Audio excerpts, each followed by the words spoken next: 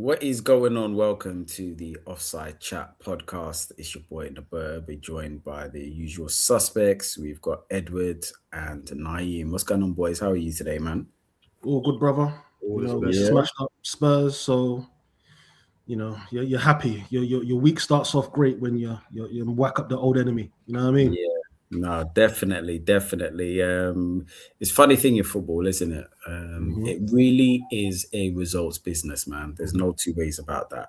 But like exactly as you said, let's start off at one of do you know what? To be fair, it's probably one of the most exciting. It's not the biggest derby in the world.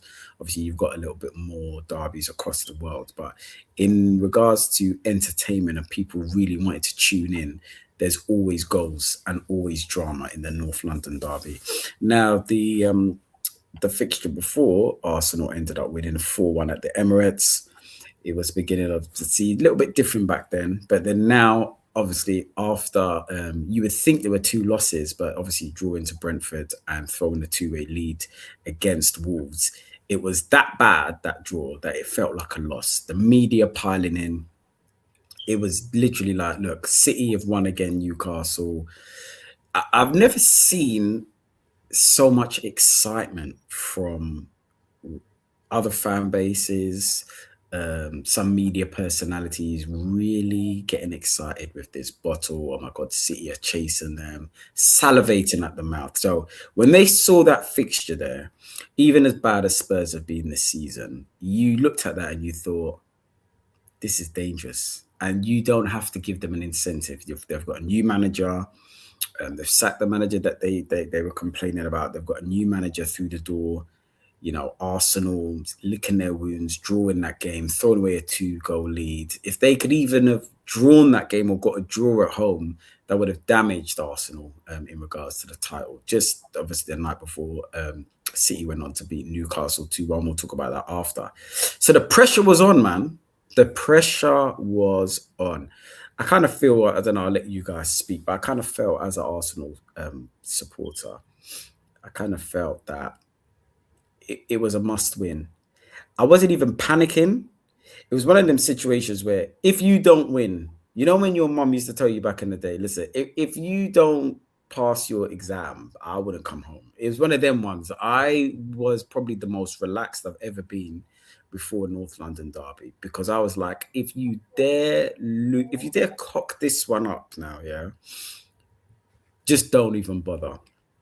And I've got to say, when I saw the starting lineup, Arteta's a funny guy because when I saw the starting lineup, I just laughed because I thought, you know, they're so connected to the supporters. You think that they're not and they don't listen to the noise, but you just thought, right, I'm going to give you exactly what you want. Eze, you're starting from the jump off. I'm not going to do any nonsense. Gyokeres, Saka, thank you so much for that number 10 experiment that I played against Wigan. And I also played against Wolves. But all of a sudden, I'm not on it no more. You're going to go back to basics. Supermendi, if you mess up this game, it's going to be problems for you. I'm going to go back, obviously, back to the back four as usual. And I've got to say, it was a very, very good performance from Arsenal. Like, I love this club with all my heart. I can't lie. And this club is painful to support at times, but they do me proud sometimes. And that one, they cancelled out the noise, they cancelled out the pressure. I think they dominated the game.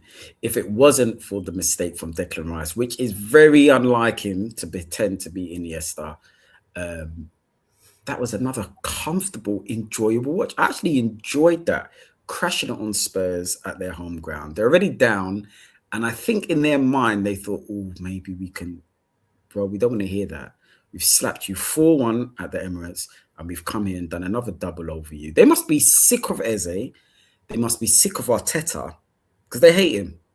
They dislike him. They've got every negative thing you could say about a manager, they say, but they can't beat him. I keep saying Spurs fans, supporters that dislike Arteta, beat him. If he's that bad and he's a bottler and he's this and that, you guys should be taking him out. They can't beat him. That's another double.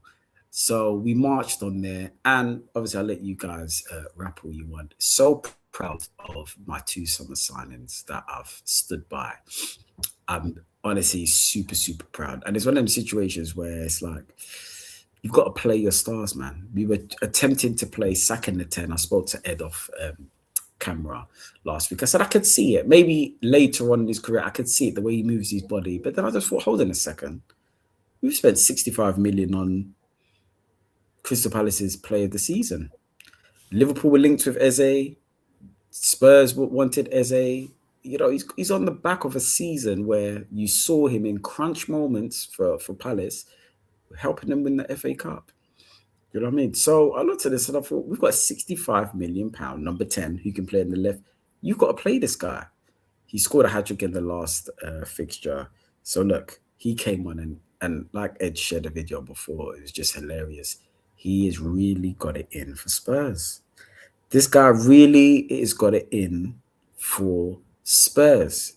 It's like the Drogba fixture with Arsenal. There were certain players that when it was the fixture, they just, you know, I don't know what it was. I don't know what's in the air. The chemistry is just there. He was fantastic, I thought, as yesterday. Really so close to winning man of the match. But my guy, I mean, we'll speak to Naim in a minute. You see, Strikers Union. Yeah, this is why I'm committed to the Strikers Union. I'll take the flack when my strikers are not performing, but when they do, I've said it once, I've said it thrice. Vini Jr is not this sort of elegant striker, but he's a different option for Arsenal. Perfect for a derby, right, guys? Wasn't he just the perfect tonic for that derby, right? Hostile. The centre backs are going to try to. Listen, Dragerson got roughed up yesterday. Dragerson had to have Savlon on him because he tried. He just could not get the ball off Gyokeres. I thought Gyokeres' hold-up play was fantastic. I thought his runs to the channel was fantastic. I thought even, you know, we had one or two he touches, but that's the sort of guy he is. Do you know what I mean? And it was the finishing. Eze, especially for the first goal, fantastic. Bodied off Dragerson to get Gyokeres a little bit of space. And he just unleashed the shots that we've seen on YouTube. I said, this is the guy from YouTube. This is the guy that I wanted. What a finish. What a finish. On that stage, incredible. And as for the second goal, a lot of people, oh, we're here in the Premier League, you know, other people weigh 16 stone. These centre-backs, you're not going to rough them up. He looked at Archie Gray, because he is hilarious. He looked at Van der Ven and he said, I'm not even going to go one-on-one with you. Have you noticed? He said, I'm going to pick on the smaller guys. Dragerson, that's who I'm picking on. And he just went to Archie Gray. Listen, good lad and stuff. You need to stay there and talk. Yeah. Listen. And the finish, Ed. Mm-hmm. The finish. You just knew it was going to go in. So the mask came on at a beautiful place. I just needed to do it at the Etihad, but that is the place you do it because Spurs, they hate us anyway. So just to do that, as they say, a pathetic, sad celebration at White Lane, fantastic. So honestly, well done, Arteta. Well done to responding. That's how I want the team to respond. Pathetic against Brentford, pathetic against Wolves. But they've performed well, man. And I'm always happy with a derby win. But this is bigger than just a derby win. We needed those 3 points. Just for City to think, right, we're going to catch them. You got a harder game here. And we turned up and thrashed them 4-1. They went home early. They must be sick of Eze. It was fantastic, man. And yeah, guys, I'll leave it to you. I'm very happy today. I've tasted all of my food. The oxygen in London, the smog, everything. I just accepted it today. I just thought, you know what? Delays on the Northern Line. Yeah, it happens, man. I don't care. Yeah, I don't care about the delays, isn't it? What's an extra minute? Yeah. Who cares about it? And you know the most beautiful thing? The silence from Spurs fans on the group chat. Just quiet. Quiet. And they're in a relegation battle at the moment. So yeah, love it. Naim. I'll save Ed because I know Ed's got. Listen, I know Ed's. He's ready. He'll be the main course. Naim, Benjamin Sesko was the guy that you wanted. You said the style of play of Gyokeres doesn't suit us. You said quite a few things. He's Arsenal's leading goal scorer on 10 Premier League goals, scoring goals at the San Siro, scoring braces against Atletico Madrid. crashing Spurs at White Hart Lane. Talk to me, bro, and then we'll carry it. Just talk to me. Yeah, it was his best game for Arsenal, I thought, since he's arrived at the club. I knew this was coming about Gyokeres. I thought, look, you got to let's put it into context. He did play against a very poor Spurs team. Oh, right? Let's not get, I want to just, you and your strikers union sometimes, bit of rose tinted spectacles. No, look, overall, it's what Arsenal needed to do after two really, really poor performances. Talk about draws feeling like defeats. I think the Wolves one, especially being 2-0 up, half an hour to go at the bottom club to let Leeds slip. So there's a lot to prove for Arsenal, especially with the gap being only 2 points. And I thought going into the game, slight nerves, isn't it? Spurs, this is their cup final, wasn't it? They've got nothing really else to play for other than staying in the league. And I'll mention that in a minute. But I thought Arsenal started the game well. They looked, a cut above it. And I think that as soon as I started watching the game, there was no real. The first goal was always going to come. Bit funny, Declan Rice straight away telling him to concentrate, and then as you said, try to beat Iniesta. I think hopefully that's the only mistake you'll see him doing for the last 10 games. I think. I'm still shocked actually. I'm just thinking, what?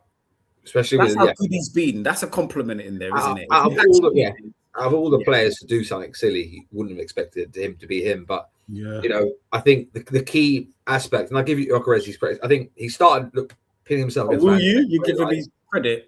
Okay. Yeah, I as I did on Sunday straight after the game, very, very classy. I thought I was in my response to that message. He look, especially he literally to the point he pinned himself a bit on Van der Ven, realised it was pointless, and he had also Paulinho dropping into that back three a bit. Archie not a defender whatsoever, but so he thought, you know what, I'll just bully them, and I thought especially second half he came into his own, and I think what Arsenal brought him for, there was a lot of space for him, but I think his movement was much better than when we saw at the first half of the season. You could see the confidence was there with a bit of the touch, and I think him scoring straight after half time, great finish. I won't doubt that. Just set the tone, and I think from there, it was a bit soft. The Colomboani equaliser, I thought, if the shoe was in the other foot, but it was definitely a foul. And then, I think Eze played really, really well. Again, I think a lot of space. I think Eze's issue has been him getting used to the Arteta system. Arteta seems to be a bit of a control freak, as we all know. So I think that's where his appearances have been limited. But overall, strong performance for Arsenal. Happy Gyokeres got his second goal. Those are the sort of goals we saw for Lisbon. But as I said, this is what you should be doing against relegation threatened teams. And if, that's what Spurs are. If we're looking at the form table, the way they're performing, I know they're missing a full first 11 technically, 11 first team players, which you've got to give them their time. I think it was quite damning. There was a clip of Tudor trying to shout at Van der Ven, who was getting ignored. To be fair, I got that checked today. As I said, there's two Spurs supporters that probably the most reasonable people that I've ever spoken to, and one of them this morning, he was at the game, and I said, "Look, what was going on there?" And he said that he was actually speaking to Dragoson. That's why he didn't respond at first, and then he looked over. Oh, it is like me after that. He tried to add a little bit of spice there. I have to, but I'm also I think. Spurs are in big trouble. I think if we look at, obviously West Ham didn't beat Bournemouth, but if you look at the performances of the teams around, I don't see, even with Forest's defeat at Liverpool, I don't see the same fight at Spurs at the moment. And I think that's that was part of the reason Arsenal, I think, second, third gear won quite easily. And most, as I think we mentioned before, most North London derbies, even when we've seen Spurs having some awful players back in the day, we've never seen them lack fight like they do. I've seen Arsenal much, the gulf between the two teams being even wider, and it's been much more competitive. So I think credit to Arsenal. I think they need to back this up against Chelsea next week, because this will, as you said, football's in a really, really funny game. As good as your results. And then I think City go to Leeds, which isn't going to be an easy game. There's not many teams that have won at Leeds, and they've been playing very well. So, but, I think if you're Spurs, I think you really, really got to big problem for the last 10 games coming up because a few of the teams, Palace winning, bit of a gap coming up there. So Brian winning recently as well. So yeah, but yeah, credit to Arsenal and Gyokeres. Hopefully he continues and scores every goal in every game. Well, listen, Naeem, one thing I would say is like that's what before I get to Ed for the main course. But listen, look, like I said before, and I've said from the beginning of the season, even Odegaard was passing to him. Now, when Odegaard jumped on his back screaming, I thought, Odegaard, you could have been doing this so many games ago. Like, stop trying to just cross it to the wing and just hope for the best and say, why isn't he on the end? We know now the striker we've got. We know the service he needs. So I don't want to hear any rubbish, any excuses about just swing it in and make sure he's there. You know what sort of player he is there. He makes those runs there, hit him with those runs, make a bit of space for him, and let Glock 9 just do his stuff. Do you know what I mean? And he is. He's our league top goal scorer, 50-something million. Should he have scored more? Yeah, he should have. Is some of it his fault? Yeah. But they've got to feed him. Do you know what I mean? And I thought Saka looked sharp. Didn't finish his dinner, but he did look very threatening in there. So we want him to get some form. Edwards, talk to me, man. Yeah, good day yesterday, man. Good day. We had to respond, and you know what I liked about our performance? It was ruthless, because Spurs, like we all said, they've got a rotten injury list. Yeah. Every top player they have is pretty much out. They were down to the bare bones. And we walked over there and said, we don't care that you're mash up. We don't care that you're injured. We're gonna show you why we're the better team. And we did that, man. So I'm happy with the result. The result didn't flatter us at all, save for a couple ropey moments. The Gabriel one for the Kolo Muani, I don't care. People are complaining. But I remember a similar sort of foul being given against, was it Cedric Suarez for Son a couple years ago when they smashed us up 3-0? They got a penalty for that. So it swings and roundabouts, man. So any Spurs fan saying, it's soft and he went down too easily, I don't care, man. You've got bigger problems. You know when you have to single out certain things in the game after you've been trounced, you just know you lost the game already, man. So when you start having to pick out different moments or singular moments, you was never at the races, man. You were never at the races. So, yeah, shut up and hold that. Eze and Gyokeres, yeah. If there's a joint man in the match, I would have given it to them. Yeah, they showed why we had bought those types of players, man. We know that Gyokeres isn't the most easy on the eye. He's not, this, like you said, elegant player. His technique isn't the best, but he can score goals. And if you give him the service he requires, he will score goals. And the two finishes were just exquisite, man. Exquisite.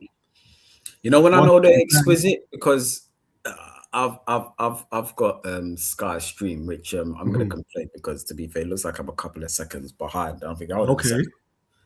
And all I saw is Ed's message in capitals. Yeah.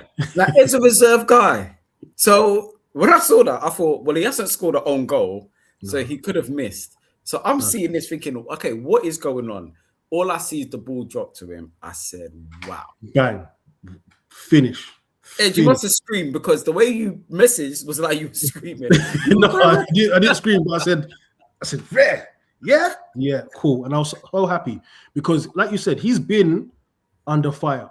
He's been the lightning rod for all the criticism against this team this season, fairly or unfairly. And he's shown that he's got, balls are still paws. Like, he's got the metal. Because I don't think he's affecting him. Man. I don't think it's affecting him the way it would affect other players, right? He just seems to be, I'm going to shut out the noise. If I have a bad game, I don't think it affects me. But in the same vein, he's also a confidence player. Because once he scores, have you noticed, once he scores, suddenly the touch is a lot better.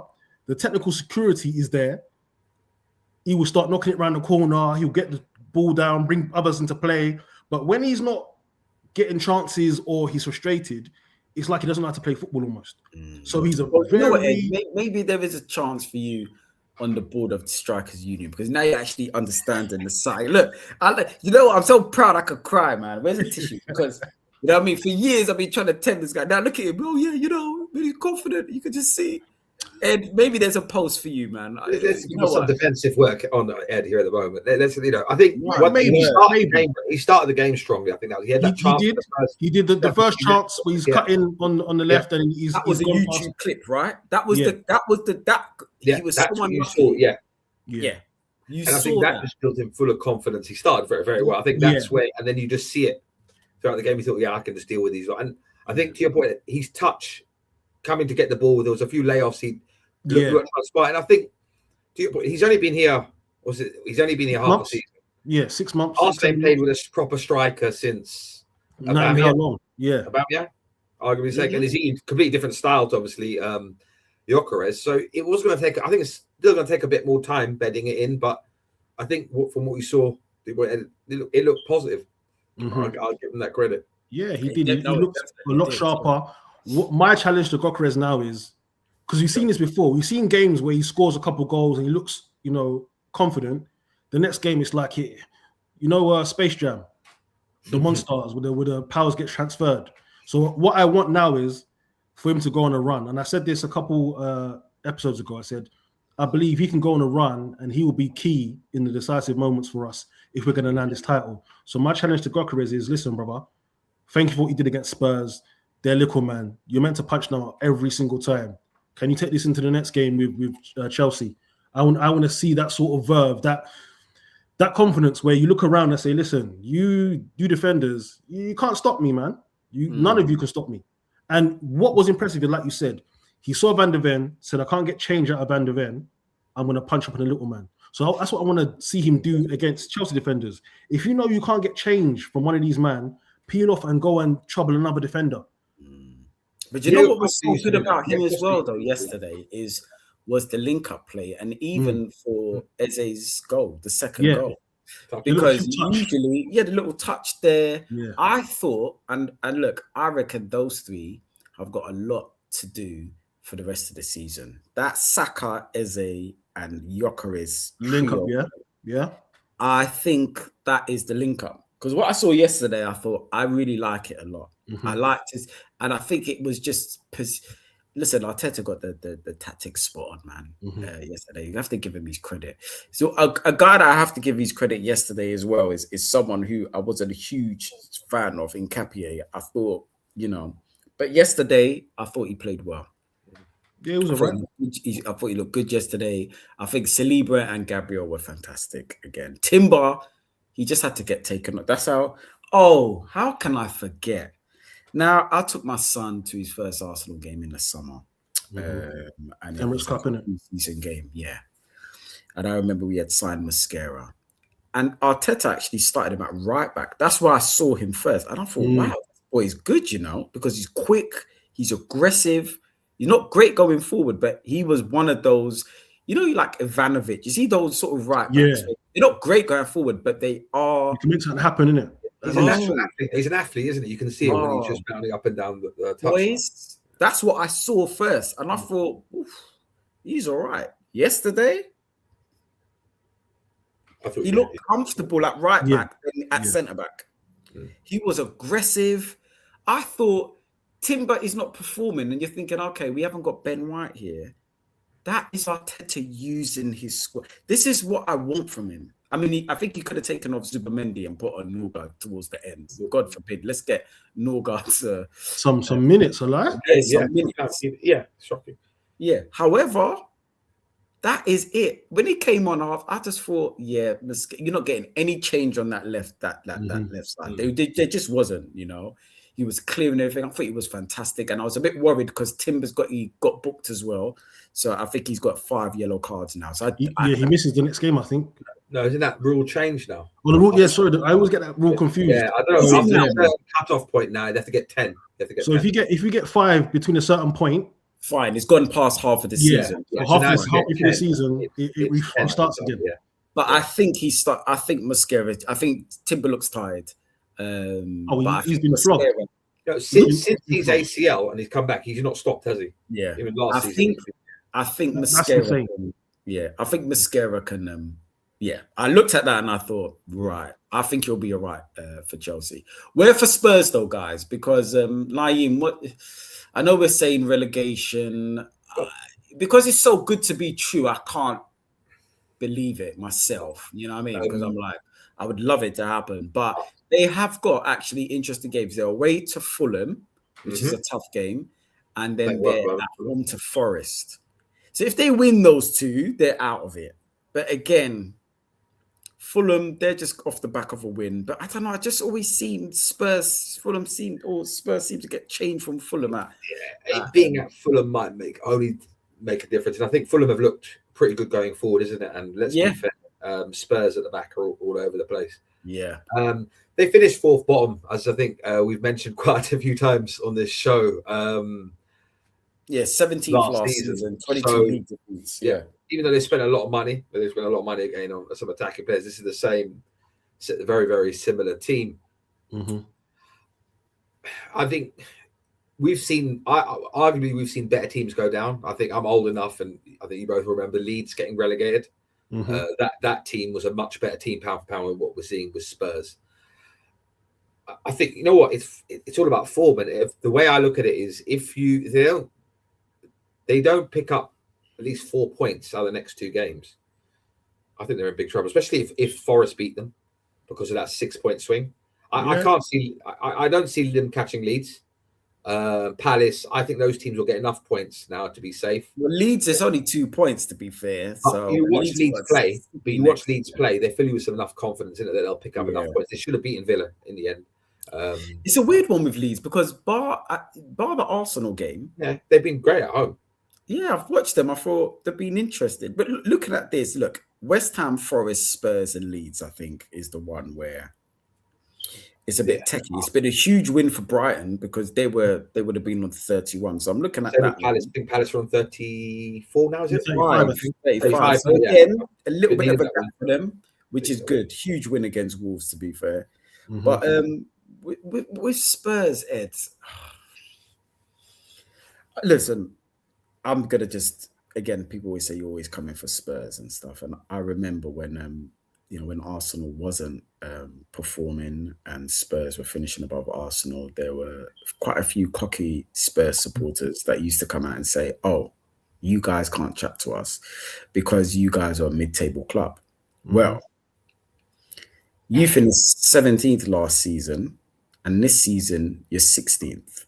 So, if Arsenal are a mid-table club, then right now in this current era, this modern era now, Spurs are always avoiding relegation. You're around that relegation. You're not even mid-table now. You're below mid-table. Now, one season, fluke. Maybe, one-off season. It's the second season, you're still back there now. You're doing 17th and 16th. Mm. So, is it fair to say, Spurs supporters, you're not even a mid-table club at the moment. You're literally flirting with relegation. Yeah, you're flirting. Don't lie, right? The league doesn't lie, as we say. It don't lie, man. It don't lie. And what's that? Calling a gang song. Relegation time. Come on. It's techie now, man. It's techie. It's techie for them. Somebody I used to work with, big Arsenal fans, put money. I can't remember how much he's going to get back on Arsenal win the title and Spurs getting relegated in the same season. He's put money on it, yeah? He put money on it about 2 weeks ago. What was the odds? I think I need to check with him. He was laughing about it when he was telling me. That's a good bet still. Can you not saying that we should be all bet on this, of course, but it would be interesting if it's ever happened before, something like that, like two rivals. But it's not going to happen. You're never too big to go down. Yeah, I just can't see it for Spurs. I feel like they will find form. They will find form. They will buck up their ideas and just avoid relegation.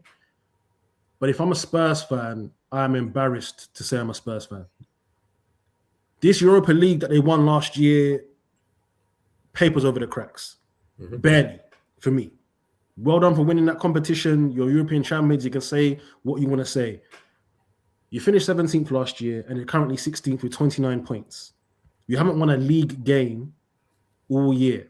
This year, this 2026, that's mad, crazy, isn't it? We're nearly eight big weeks Spurs. in. Big Spurs. You moved, well, not moved. You redeveloped White Hart Lane to increase capacity. You have all the top musicians come to your stadium and perform. Yeah, you're printing money away from football. You're a commercial powerhouse when it comes to putting people in seats to watch their favorite acts perform for you, right? But this isn't translated into tangible success. Your ownership needs to take a long, hard look at themselves. We don't know what's going on. You don't do enough to justify the support you have. You don't do enough to try and win. You scrimp and save all the time. Yeah. Look at Eze. Eze was going to you, but I don't know why you didn't pull the trigger. There was a delay, and then we took him off you. And then he's two times he played you, his belt to us, man. Generational belt. He beat you like you stole something from him. Yeah. But these are the things that could always cost Spurs. Not being proactive enough, not understanding what they need to do to gain a competitive edge. And you're seeing it. 2 years of rotten core recruitment. And yes, I'll be fair. You've got a rotten injury list. Yeah, you've got a lot of guys out. But even with that kind of injury list, you should be hovering around 10th, 11th, maybe like 13th, 14th. That's still bad. But 16th after finishing 17th. Come on, man. It's the performances as well, to your point, Ed. It's the performances. They're not even trying. It looks like they're not trying. They're not trying. 2 managers have been sacked off this, man. It's bad. It is bad. But like, look, I'm going to bring this up again with them. I think it's been bad all the way through. I think the players haven't been performing enough. You know, I think obviously the board and stuff, the decisions they've made hasn't been good enough. And I don't think the fan base behavior has been good enough either. I can't look at either one of them and think, yeah, you deserve better. And it sounds bad what I'm saying, but it's the truth. I don't look at Spurs. You know, sometimes clubs are going through it and you listening to the supporters, you're thinking, yeah, do you know what? I've actually got empathy for you. Mm-hmm. But they just do silliness, you know, like rather than concentrating on, look, I really want to sort this out. I really want our club to do better. They just start getting involved in absolute nonsense. Yeah. Right. Let's say Van der Ven's better than Saliba. Let's just run with that. You know, it's just like, guys, you finished 17th, but this is what drives them. Right, let's wear Man City shirts so we can stop Arsenal winning. Right, hopefully now, doesn't matter what's been going on at the beginning of the season, we're going to be up for it. Remember, it's been toxic at White Hart Lane, the Tottenham Hotspur Stadium, all season under Frank. I was speaking to this Spurs fan. He said yesterday it was actually quite decent before half-time. Mm-hmm. You're only getting up for things because you're Arsenal in town. What about anywhere else? I would guarantee you, if Spurs won yesterday, I don't think you'll hear any moaning today. Of course, because they've won that derby. But they put so much emphasis on that derby against Arsenal at being a catalyst to making it a good season or not, that you just forget everything else. Yeah. I know they're still in the Champions League. We'll see what happens. But for me, if you ask, right, you're going to lose to Spurs, but you'll win the league, or you're going to lose to Spurs, or I don't want to lose to Spurs, but I'd rather see where my team is. I go mad when we're second. Yeah. Let me tell you something for Arsenal Spurs. Right now, if we go to second, it's going to be a complete meltdown. 1 million percent. 1 million percent. But look at the Wolves game. Look what happened to the Wolves game. There was a milk between the fans. There was a lot of... And it's just the difference of it now. Even we finished second last season and we drew 13 games. But listen, the Arsenal fan base, we were fuming about that. Second, you're going to be down in 16th. Mm-hmm. Arsenal in 16th. Honestly, I can't even think about. I wouldn't speak again. I would take a vow of silence. I wouldn't speak when it comes to football. I'll shut my mouth. I will say I used to support Arsenal. Those type of things. I don't watch football anymore. I'm protecting my peace. That's what I would be saying. Look at these Spurs fans. And like you said, Nob, see with Spurs, they will never admit this, but they've got such an inferiority complex when it comes to Arsenal like you said, everything they do is centered around just being better than Arsenal. Not trying to be the outright best. It's just being better than Arsenal. Even down to the stadium. Call me a conspiracy theorist, right? I think we've got 60,000 and like 32 seats or whatever. They built their stadium to like 61,000. Like you're not even doing it to the point where it's like you got 70 or 75. It might be, London planning commissions and there's a limit to how many seats you can put or whatever. But I find it strange that you just put a little bit more seats than Arsenal Stadium. It just weirds me. Like, we don't rate you. Yeah, you're the little annoying brother that we punch up on and it's fun.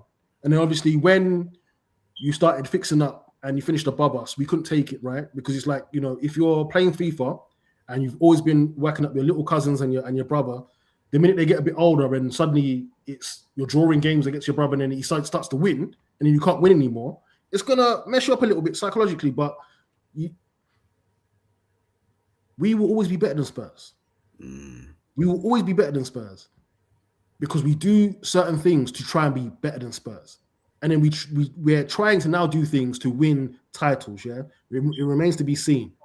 With Spurs, it just seems like all they want to do is run North London. They don't want to run London, and they certainly don't want to run the country. It's just, until they can figure out what type of club they're going to be, it's always going to be this. It's always going to be, like you said, if we lose to Spurs, it's a bad week, or it's a bad couple of weeks, whatever. If they win against us, it's DVDs and mugs. And, them beating us is their cup final and their Champions League medal and their FA Cup. But you knew it was that because weeks before the game, you had the Spurs boys in our thing, especially one of them. Mm-hmm. He's already sizing up that game. It's like I've been on that group chat for 10 years now. It's the same thing. They look at that game like this. And I said it. Trust me, if they lose that game, I said it, the manager will go or they'll be calling for the manager. It's like clockwork. These guys are the same. It does put into perspective. I'm going to go back to 9 before we move on. But it just goes to show that Harry Kane carried that team for many years. Because if Harry Kane was in this team now, I don't think they're winning the league. But they're definitely not going to be 16th. It could be 7th, 5th, isn't it? Yeah. How many years? And made that point, didn't he? Yeah. How many times have we said this? Like we said it, like this guy has carried you so much. And I'm looking at this now. And Son.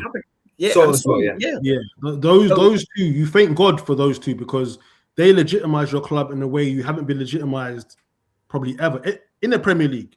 Because I know, you get historians saying, well, we won this, we won that. In the Premier League, those two guys, along with the crop under Poch, legitimized you for a stretch. Then when Poch went and he still had Harry Kane, you thank God for Harry Kane if you're a Spurs fan. You thank God for him because he put you in conversations that you never should have been in. Just by the sheer weight of his goals, his production, and the fact he was a brilliant player. Now that he's gone, it's dark. It's dark times. And for me, it just shows what he thinks though, because he's left. Don't get me wrong, because they said that, oh, well, I'm sure Harry regrets going because I know that he's won his Bundesliga. But at the end of the day, I know he just wanted to lift the trophy with Spurs. I said, that is rubbish. This guy just won a league title now. So when he retires, he can act. Look, I hear it. And I mean, myself and Ed are probably sick of going on about trophies. But there's watches and there's watches. There's cars and there's cars. There's houses and there's houses. There's shoes and there's shoes. There's movies and there's movies. You have The Mask and you have The Godfather. So whatever you want to say is like, oh, look, I'm watching a film today. Oh, what are you watching? The Mask. Oh, great. All right. What are you got? I'm watching The Godfather trilogy. Oh. So stop this. I understand it's good to lift trophies. There's nothing, of course, you want to win trophies. But when you win a league title, I even see the way that these ex-players talk about that season is magical. Like they talk, they meet people, players from the past. Like, oh my God, remember that season was great, man. We were the best in the country. Now, whether you want to talk about the quality of the Bundesliga and how, it's easy and they're the club that wins all the time. That's fair enough. But he is breaking records out there. He's won a league title. It looks like they'll win another league title again. He's going far in the Champions League. And since he's left, this team now, they finished fifth, fair play. They finished 17th. They've won the Europa League, but they've avoided relegation. That's embarrassing for him. And again now, they're now languishing in 16th.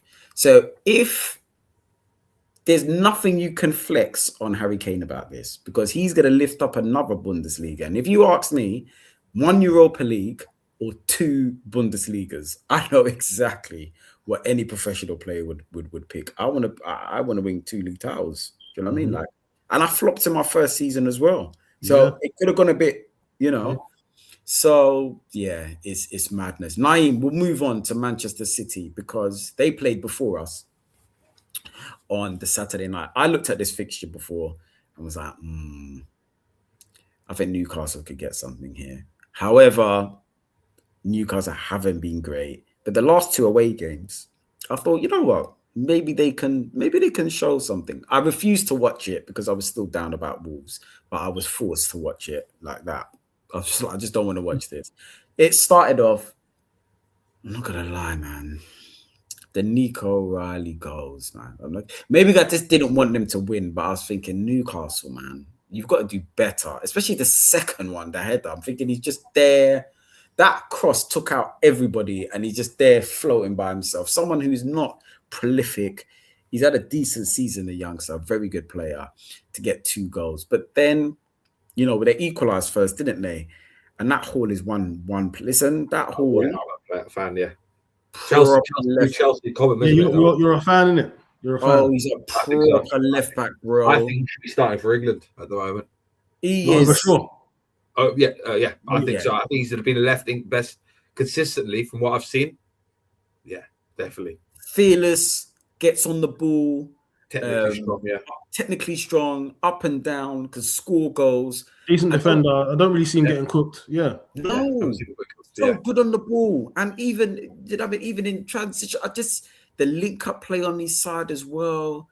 He can come in the inside as well. Very comfortable techie. Listen, Chelsea, we've got to give them their credit because their youth system is absolutely incredible. I know, but really good player. They're missing Bruno. I thought he was a big miss. They needed something, didn't they? They needed something else in there. He brings up a bit of quality, doesn't he, into midfield, doesn't he? Exactly. Bruno, big time, yeah. But what did you think of the game, man? Because I don't think City were convincing at all. That was a... No, I don't think it was like the Wolves game at home for Arsenal. That was like you won, but my God, they won. They haven't, and you know what? I feel like a big victory for them. Obviously, huge. Went 1-1. They could have fallen apart. I think to your point, the market was shocking. I think you're looking at the 2 left backs that go for England. I think there's 2 left backs potentially to go to the World Cup. I think both O'Reilly and Hall. I think because they've been playing consistently. You'll see them probably both go. Tuchel will probably pick both of them. Unfortunately, Marlo Skelly isn't playing as much as he. You got Luke Shaw potentially as well, but those are the 2 form. I thought City a bit half and above. This is not the same City team I've seen hunt down. Yeah, Arsenal Cup season. That's one thing I'll say. One thing I will give them though is that they've got is the cutting edge they've got up top. I know they've got players who've done it before, even though they got over the line against Newcastle. Haaland's best striker in the world, and then you've got Semenyo. That for me, when we discussed it, he could be the signing. That he fluffed his lines a couple of times though, didn't he? He had a great run and then he placed over the bar. His body of work generally, since he's been there, scored 5 goals already. Yeah, strong boy, man. He's a threat for me, but I think defensively they're not all there or thereabouts. And what will be really interesting to see is what Arsenal do when they play them. Is it the cup comes up first, or is it the league? The cup. The cup. 22nd of March. Yeah, a month. Defensively, then they're not great for me. And bar Donnarumma, man. One of the signings of the season for me. Honestly, I'm with you, Naeem, man. I just think to myself, PSG, what did he do, man? This is madness. Like, why did he ask for more money or something? Why did they refuse to? Do not know, bro. That's because he signed on big wages. It was a free, wasn't it, when he signed there initially? I don't know. I mean, honestly, for 26 mil. Well, okay, they're big wages, but up front, I mean, he's been a great signing. So they keep the their team fit. You never know, but defensively, I didn't think they were great. Newcastle, for me, every time they play in Europe, same with Eddie Howe, they struggle in the league. I think they've been pretty poor, been very inconsistent. Because their squad's not big enough to fight on a couple fronts, isn't it? It's very much a one competition type of squad. And the strikers have let them down because I just actually thought about Wissa. If you do lose Isak, I think any team's gonna miss it. No, I understand that, but remember they were creaming their pants about Walter Mada. Obviously, they went and got Wissa as well. Who he's come back from injury though. He was injured for a long time, so I'll give him grace on that. Walter Mada. Yeah, Baltimore looked decent the first couple of months in the league. Yeah, he looks like he's been a bit found out a bit, hasn't he? Sort of thing. He was. But one thing I'd say, if it was at St James's Park, I think I'd have had a bit more confidence in that game. I think it being at City, the way Newcastle are this season as well. Newcastle haven't beaten City at City's ground. 2000. Yeah, for 25 years, and it's been 16 straight losses at their ground. You know what's so mad about it as well? Watching that game, guys. I've got to say that there was another, people were complaining about Madueke, and I hear it, and he's definitely going to have his critics out there. Anthony Elanga, Jesus Christ, he is making Madueke look really good. Like they're not even on the same. I'm not even gonna. Let's just end this now. You can have whatever critics you want about Madueke, and rightfully so. Do not ever disrespect him. They're not even in the same. He is struggling. Elanga's a nasty you. He's a nasty. And the funny thing is, he looked like he redeemed himself at Forest. Yes, he did last season, right? Yeah, sold it. This is what United sold it. He is playing like a nasty you. Nothing's going right. Like for me, it's his decision making. We know he's rapid. We know he's a rapid athlete, but time and again, when he's in the final third, you just know he's never going to make the right decision. Yeah. You know he's going to shoot when he should pass when he should shoot, dribble the ball out for a throw-in or a goal kick for the opposition. He stinks. I'm sorry. I know we should, He wasn't like that before, but he's a different player.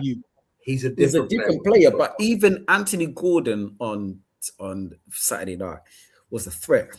I didn't actually know Anthony Gordon. You know me, I do rate him. I need more goals from him. I didn't know he was that quick. Oh no, he's rapid. Anthony Gordon's quick. No, I knew he was quick, but not that quick. And I was thinking there was a chance where Elanga, he was literally like, just play me through Elanga. He was really poor. Even Trippier was like, why are you giving me the ball? Yeah. Hold on, you're there, El Nuri. Take him on. No, I'm gonna pass it back to you. He was just like, bro, I've got this ball too much. Everton nearly went 1-0 up. For me, that's why I can't listen to Newcastle complain about money, because whilst it's maybe not fair that you don't get to flex your billions. Well, it's good then, thank God, because no, of course. But look what you're spending your money on. You got £55 million burning a hole in your pocket, and you said, let me go to Forest and buy Elanga. He's not even like. I like Jacob Ramsey. I thought he was cold at Villa. He's gone off the boil, but he's a big money signing. You spent 70 million. His injuries is his problem. Yeah, but that's his biggest issue. It's. I get it. It's difficult for you to attract a certain type of caliber of player, right? But you managed to get Bruno Guimaraes. You managed to get Isak, and think before you spend money. No one said go and make Anthony Elanga a £55 million player, and he did that. And he's showing he's not good. Like, so when I hear Newcastle fans complain, you have to look at your board and Eddie Howe, because you're sanctioning some of these big money moves and they stink. One thing to defend them, the other one they spent a lot of money on was Vissa, who's got 1 year left in his contract. They spent over 50 million. I think one thing in their defense, because I don't disagree with anything they said, they tried to get Etike, got Gazal. They got they tried to get Mbuemo. I think they tried to get Mbuemo. He chose to go United. So I think they've probably tried to, and these are like obviously their third choices, arguably sake, and it's shown. Yeah, that's true. Yeah, you're right. There is context there, but you're going to give them context. But it's to your point, Guimaraes getting up, even Tonali, how they got Tonali there. Exactly. Tonali, you've got a couple man. So it's no one's saying don't buy anybody, but your third choice can't be Elanga. That's got to be like your eighth. You know what I mean? Like it's and let's just be real. Jacob Murphy He's better than Elanga. He's better than him. Yeah. He's also a nasty you as well. Who? He's also a nasty you as well. You know what? I don't think he's that bad, you know. I've watched him. Do you know what it is, Ed? He is very efficient. And if Walter Mother was actually performing better, he doesn't mess about with, I'm going to beat you there. He goes down and there's a lot of good balls he fizzes in. But that's what I'm saying. Elanga should be the upgrade on him. Yeah. I don't know why Harvey Barnes didn't come on earlier. I'm looking at Eddie Howe now. Oh my God, you got Harvey Barnes on the pitch. Do you know what with that, does he like him? Because he treats Harvey Barnes like the ugly stepchild. Like, that's true. I rate Harvey Barnes, you know, and every time he comes on or he plays, he's effective. Yeah, but you always try and go with, you know, Elanga, or you want to put Anthony Gordon there, and it's like these men don't even produce to the level of Harvey Barnes. So I don't know. It's weird because I think with Eddie Howe, I see what he does. He likes to, and I see what he does because the squad is decent now. He does like to start with a particular team, and then when you start to get tired off, that was it. He brought Joe Linton. And I'm like, hold on a second. You've been sitting on Joe Linton and Harvey Barnes up into the 60th minute. Brother, what are you on? You could have, we're just getting him back in. No, you need Joe Linton from the beginning. He is physicality midfield. He's a kind of, especially at City, you need your thug life, isn't it? Your Come on, man. You brought him on too late to make a thing. But listen, look, he's a good manager.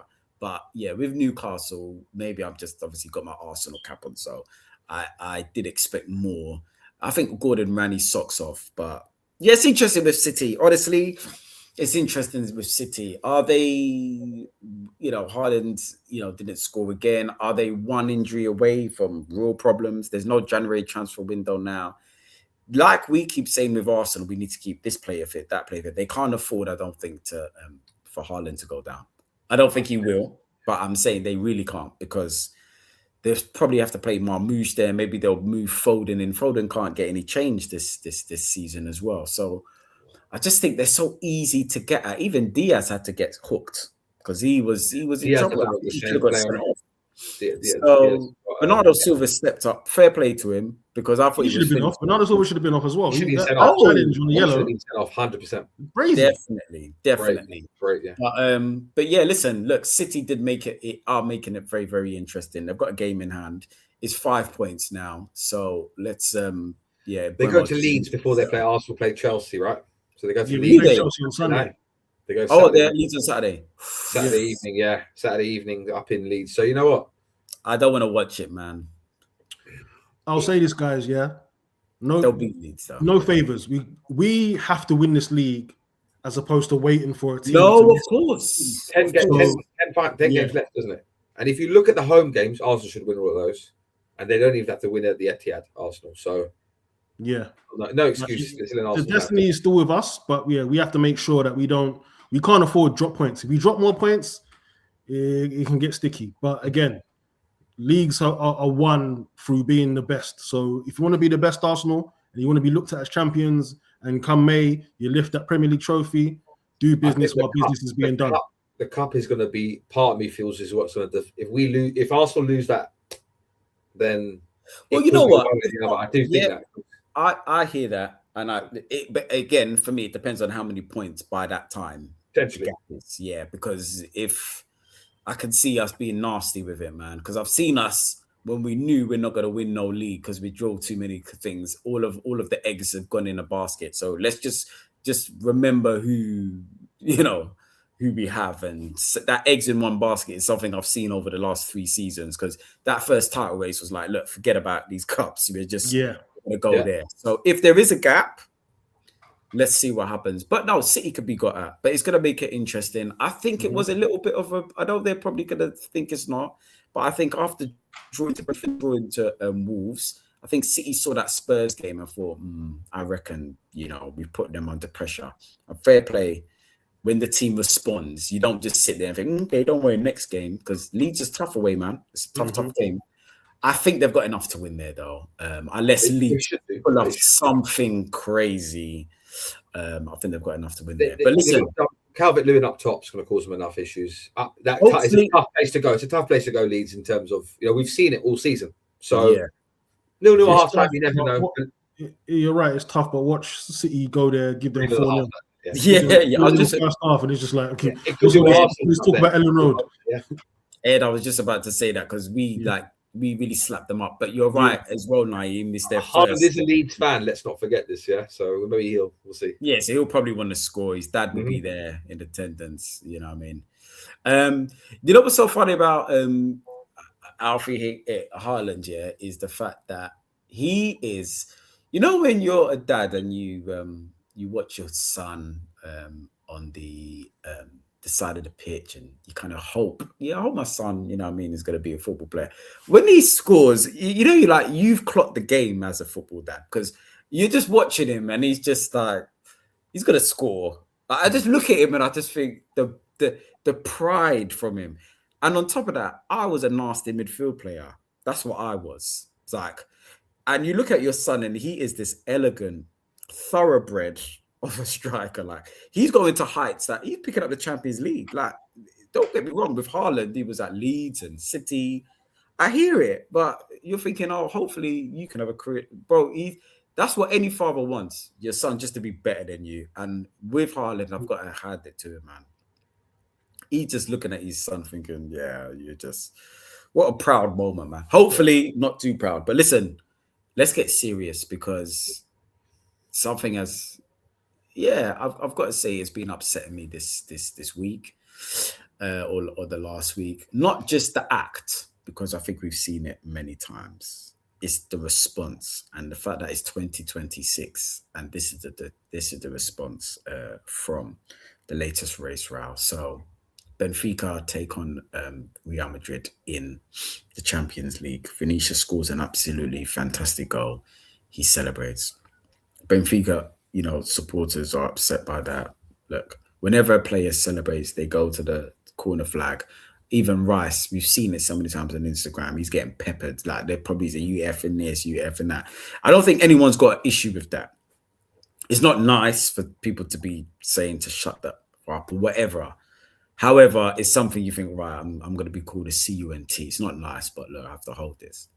When things become racial is where things get out of hand because you just expect a little bit better from supporters. What I'm seeing, which is scary from online, is the majority of the comments are in support that, you're moving mad. You can call a player whatever you want under the sun. It's not nice. However, when you cross the line with race, it goes too far. But a lot of people are actually thinking, but the reason why, justifying this. Now,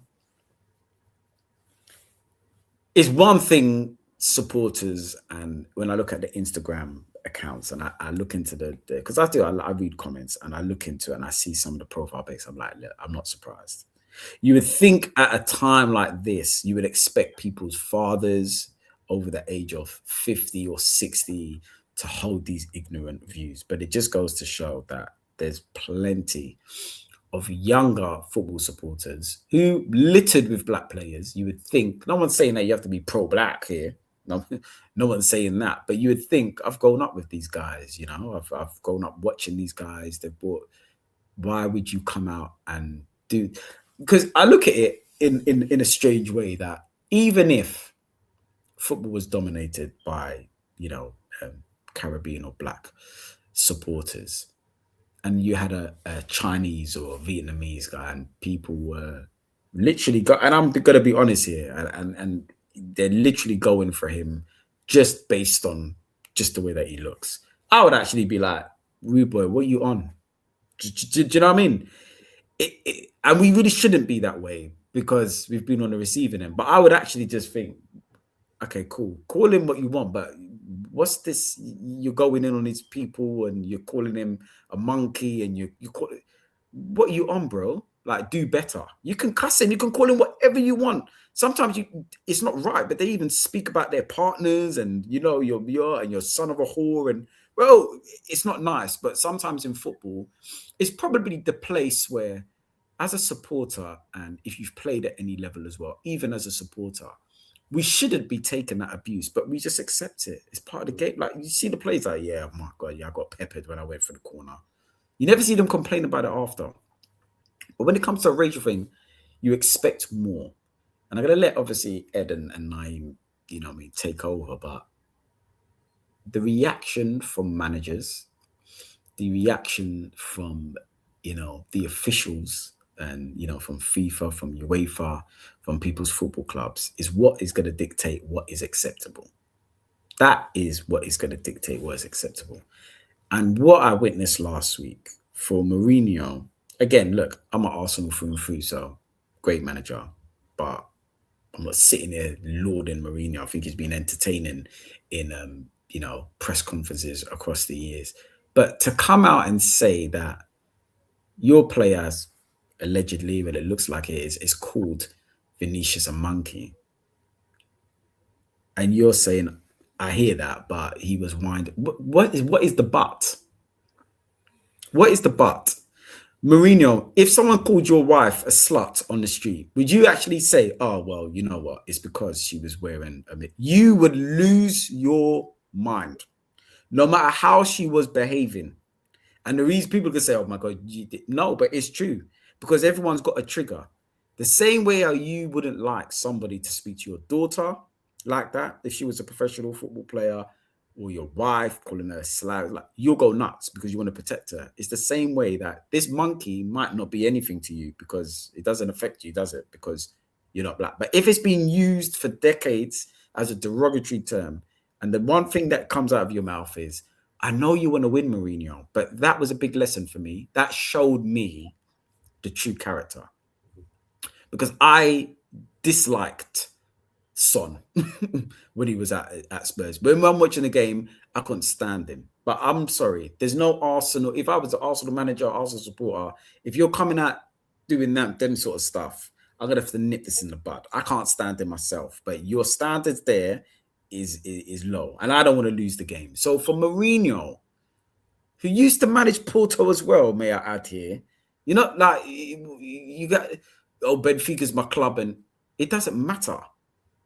It doesn't matter. There's no excuses for it. So all this, the way that he celebrated. And finally, I'll let you guys go on. This is coming from the manager who has celebrated, goaded.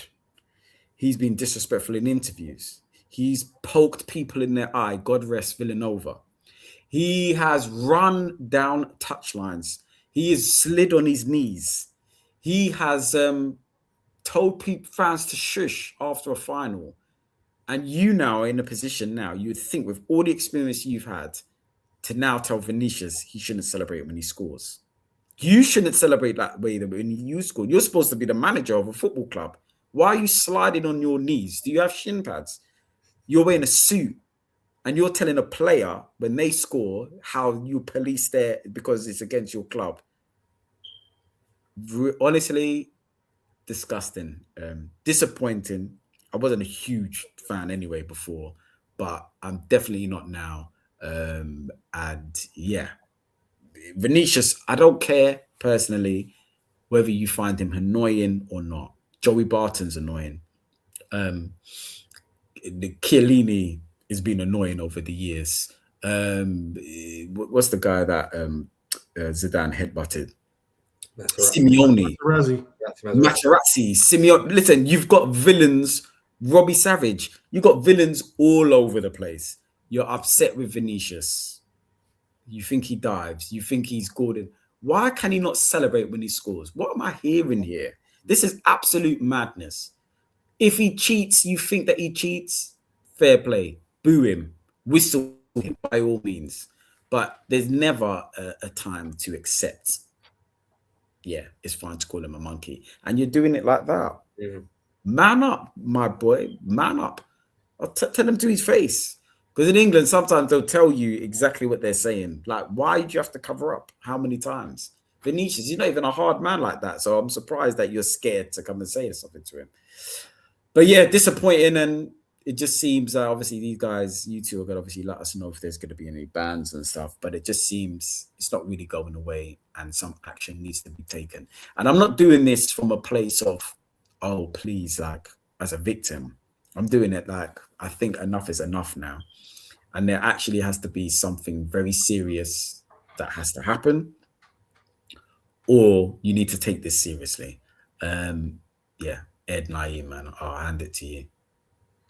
Yeah, well said, brother. Mourinho, he's let himself down massively because there's one thing to protect your club and back your player if it's like a nasty challenge. Oh yeah, he's not like that sort of thing, right? When it comes to racism, there's no excuse for it at all. It doesn't belong in society. Unfortunately, we know that it's probably the most pervasive thing in society. It's made people billionaires. People have profited off of black bodies, black labor. They continue to do so. But when you see someone like a Mourinho who has a very good standing with many black players that he's managed over the years, the Drogbas, the Johnny B. Michels, the Michael Essiens, and some of the anecdotes they say when he's talking about him, and even himself, Mourinho saying, "Oh, Michael Essien calls me his white daddy." Pause. Because of what he did for him when he took him from Lyon, and I think he even went back to Ghana with him. Yeah, he did. Yeah, he did.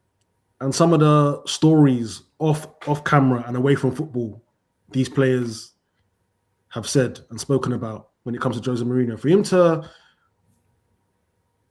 publicly back his own player after an allegation like this, and then victim blame and say, "Oh yeah, Vini Jr. should have calmed down with celebration." Yes, it's disappointing. It's sad. You want to say you expect more, but then you realize the way the world is, these things are going to happen, and it's disappointing because, like I said, you expected more, but then are we surprised? He's from Portugal. I don't want to cast aspersions. I'm not saying he's a racist, but he's a white man. And when it comes to race, they have a very myopic and narrow view about racism. They think it's just, oh, it's skin deep, or it's, I don't like you because you're black. I don't like you because you're Chinese. No, that's a small part of it. There is systems and powers in place to subjugate black and brown bodies and ethnic minorities. And they always seem to forget that because it's either willful ignorance or the fact that they benefit from it so largely that no harm, no foul, right? Mm-hmm. And it's just sad because, yeah, Mourinho with all the black players, forget the black players. You shouldn't do that anyway. Racism is wrong, you know that, right? In this 2026, no place for it. There was no place for it back then when it was all pervasive.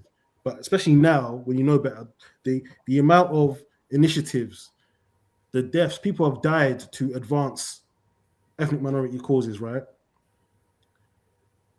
You coming out and backing your own player from a country that, if you want to dig deep into Argentina's history with racism, it's just poor. It was misguided. It was pathetic. And then now it's come out that he has refused to speak to the media ahead of tomorrow's game. Or is it tomorrow or is it Wednesday? Either way, ahead of the game against Real Madrid, he's refused to speak to the media, which is pathetic because if there's one thing about Jose Mourinho, he knows how to control the media. So him choosing to not speak to the media, if the reports are true, he knows he's cocked up. He knows that he's made a massive, massive mistake. And now he's choosing not to speak to the media, right? Cool. Apparently he's been banned by Real Madrid. He's not going to be on the touchline. And who's been banned by Real Madrid? Again, this is all. He got sent off, didn't he? I think he got sent off last. Oh, year. he did. Yeah, he did. He gets sent off. Sorry, but I read something that I think Madrid have even said you can't even come into the stadium. So that's what I've read. So, and if true, kudos to Madrid because this is the most powerful club in all of football. They got to take a stand as well, right? And it's just nasty. It's just nasty. But what I liked in the aftermath of this latest race row with Vinicius Jr. was a lot of the media were speaking up against it. Yeah. Mm-hmm. And it wasn't just black players, because it's always not. When these things happen, it's almost like the black and brown and the ethnic minorities have got to speak up. It was the white counterparts that are speaking up. I saw Jamie O'Hara speak up. Oh, wow. It's low hanging fruit, but he spoke up in a way I was thinking, good. Even Carragher. Yeah. Good. Carragher, speak up. Rooney, he normally does, but I saw Rooney as well. Rooney always, yeah. But what I want now, and it's going to sound a bit radical, is when this next happens, because granted, it's going to happen again. A player's going to forget himself and say something racist. It's going to happen again. It's water is wet when it comes to this. Just walk off the pitch. Mash up the game, walk off. If you got to hold a fine, not that they should hold a fine, cool. Because something has to happen to where this can't keep happening. Because how many times are we going to see a kick it out or no room for racism, and there's going to be an initiative by Nike or Adidas and this big song and dance, and why aren't we taking a knee? We're still taking a knee. So again, it's not working. It's not working. So I want players to walk off the pitch. And what I want as well is, if someone alleges that they've been, racially abused by the fans or a fellow player, I want the manager to walk off the pitch as well. I want the manager to say, yeah, cool, we're not playing. Games lock off. Lock it off. Mash up the broadcasters' revenue. Cool, mash it up. Something's got to happen, because we can't preach violence. We can't say, yeah, I want them to bang a player in the face. You can't do that. So next time it happens, let them walk off the pitch, man. Walk off the pitch, get the game called off. Everyone walk off the pitch, and that's your punishment. All the fans that pay their hard-earned money, you don't get to watch no game no more. Fix up. You don't get to watch a player get racially abused and think you're going to have the luxury of watching football at your ground. You know what I mean? And I want UEFA and FIFA and all these governing bodies, cool. The next time, a team has been, shown to have racist fans in the stadium, and, paraphernalia that's racist is being thrown on the pitch, and monkey chants and all sorts has been labeled, you're going to have a match behind closed doors. So fans can't come. So your gate receipts is going to get hit up. I guarantee you, when you start hitting their pockets, true change, because they care about money. The only color they care about is green of the dollar or whatever your notes come in, right? Because if we not that you should ever preach violence, right? But if we said, okay, cool, Vinicius Jr. should have banged Prestianni in his face, the letter of the law would have come down on Vinicius Jr. He would have been banned for 8 matches. They would have said, oh, whilst it's not right what Prestianni said, there's no room for violence in the game. So he would have been further punished, and he would have been like, well, now he's violent as well as all the other things I want to say about Vinicius Jr., yeah? Walk off. And another thing, the excuses to justify why he was racially abused.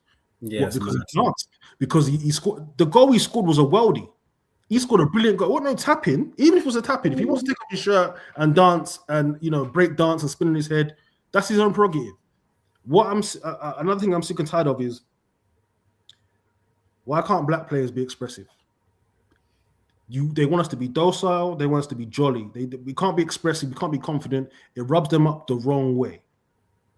Because is Vinicius Jr. any less arrogant or confident than CR7? So why is it CR7 can do Sue, and he can, used to do step overs, and it's lauded. When it's a black player or a black sportsman, they can't be seen to be too confident. We don't like Floyd Mayweather because he was brash, cocky, and arrogant. But you love Conor McGregor. Conor McGregor looked at what Mayweather was doing, copied his style, bar for bar, word for word, and he made exponential millions, right? The double standards, and again, it's rooted in racism, but I'm sick and tired of it, man. So what I want now is this is who am I anyway to speak in it? But I want, the next time this happens, God forbid, every player walk off the pitch and mean it, because there's a clip. I don't know if you guys have seen it. It was 2006. It was Samuel Eto'o. They're playing Real Sociedad, getting horrid abuse. And he just walked on the pitch and said, no mas. He said, no mas. And then when they found out what was going on, they rushed to try and control him and say, please don't lock off the game. I wish he would have gone through and said, listen, we ain't going, we ain't playing. Ronaldinho, yeah, come here. Deco, all these man, come here. Let's go. Rijkaard, lock off. And I guarantee you, the minute a powerful player like Vinicius Jr. and Mbappe walks off the pitch and the game's done, because Benfica, no one came to see you, brother. Your fans did, but you know where the money is going. Mbappe and Vinicius Jr., they move needles. They are the marquee athletes. They are the top dogs, yeah, in world football. Those are who the broadcasters are paying their big bucks to see. When these TV deals are getting made, it's not because of Benfica. It's because of legacy clubs like Real Madrid, Barcelona, United, you know what I mean? Them kind of man. Bayern Munich. No one gives a toss about Benfica. You're just a popular club in Portugal. And then another nasty thing, and I'm going to let you, continue, Raheem, is where Jose Mourinho, where he let himself down again is he tried to enable, or adopt or co-opt Eusebio. He was like, oh yeah, Benfica can't be racist because the biggest legend in the club is Eusebio. I said, Mourinho, we're not talking about... You're told Mourinho. We're talking about this Argentinian player. Yeah. What can you... You know what's so mad about the Mourinho situation? You gave Pogba more issues because of his behavior rather than... You know what would have simply done it? Said, did he say that? Watch when I speak to him after. Yeah. Even if he faked it. Yeah. Even if he said, did my player... Is that what's happened? I'll speak to him after. Because I would say, hold on a second. I went to Ghana with Essien. So if you've gone to Ghana, you've seen people and listen, when it comes to them Chelsea boys anyway, they've had the Chelsea fans. I hear all of this, Rob. That's another convo. I don't even watch them, man, because it's not what Mourinho is just the latest one that's been added to this now. So it'll be interesting to see. I'm very surprised. Has Obi Mikel said anything? He seems to say everything about. I don't know, but yes, you know what I mean. He wouldn't, to be fair. He'll rather talk about Arsenal and stuff like that. But it's interesting, man, with them, man. Yeah, what are they going to say now about that? Mourinho, he's your greatest in history, isn't he? That's your manager. Can you imagine Arsene Wenger saying something like that? God forbid. But they'll back it and twist it some way, isn't it? You know what I mean? They'll be like, oh, you know what I mean? He wouldn't have said it. But again, it's very simple and he's made it a little bit more difficult than it needs to be. Why are you talking about Benfica? We're not talking about Benfica. We're not talking about the Portuguese people. We're not talking about what your club should be doing. We're talking about that player. If that player is not performing, so for Mourinho, he's actually more concerned with how a player performs in the match. Because I've seen him scream at players. Rather than somebody racially abusing somebody. So you now know where the priority is. It was performative. It's performative. All them times when you're winning and look, I love these players, and it's nothing to do with that. Like, if you know somebody, you just think, hold on a second. Regardless if I know them or not, it's just right and wrong. Why are we now giving this guy even more? He should understand about right and wrong. You're not even Argentinian. If he was Portuguese, okay, you're trying to back it for your guy, but just pretend like you didn't see anything. That's all you need to do. But come back and say, listen, I'll have a word with him. And have a word with him. Listen, that ain't on. You can't be moving that way. And now look what you've done to me now. Now I've got heat. I want to be took. So it's disgusting. Naeem, man. Finish off, man, and let us know. I think you both made very, very valid points and very well spoken. I think to finish off on Jose, he didn't help himself. I think he made a great point. Then he should have said, is that what you said? Let me look into it and leave it at that. He straight away started defending not just the player, but the whole of Benfica, all the Angolan players that have played in Portugal historically. So, yeah, he didn't look. He's always historically talked about his fanfare, about his love in Africa, the love of Africa that has for him. I think actions speak louder than words sometimes, and his behaviour straight away after the incident. I mean, who is he to say how people should celebrate? We've seen players of a different persuasion doing gun signs. We should look at Robbie Keane, right? We can go in terms of dancing. Got Peter Crouch even do that, so that's no excuse whatsoever. as an expressionism. There's no place for. I'm with Ed. You walk off the pitch. I think there's no rhyme or reason. We've been around watching football since I had a proper trim, right? Let's be real. And we've heard this before. We've not seen anything happen. They'll chuck a little fine here and there, 10K here and there. And that's what would happen out of here. He may get an additional 2-game ban. We've all played enough football. We've got and we've seen it on TV, and we've seen them mouthing off swear words in multiple languages, and they don't cover their mouth whatsoever. As soon as he covered it, you knew a racial slur was coming out. And he said it so many times, like, and for me, he is going to be, he needs to be made an example of. He should do. UEFA need to make an example of. You don't need to just, because if he's not, he's going to be protected across. Why do you ban him for the season? Done. The season's done. Yeah, I think that should be it. But he has this contract or something. Yeah, he's going to be protected. He goes back to Argentina. They're not going to care. They're probably of course, right. and that's a story. He's Brazilian as well. You're right about that. But I tell you what should be happening is, you're right. A very hefty ban. I think I saw something about 1 million fine. These sort of dramatic things, it will vaccinate people from thinking, right, I'm not going to lose $1 million on this, man. This is absolutely ridiculous. Or the club, the club is like, you have no fans. Your player does something, shut the next game down. No fans allowed in. Let's see what happens then. And then we'll see what you do then. Because the Benfica fans are thinking, I don't really want this to happen. It's going to affect the club. So it just looks like, unfortunately, it's just where the world is at the moment. It is, and with X as well. After a couple of years ago, where things are now going to be accepted to be said.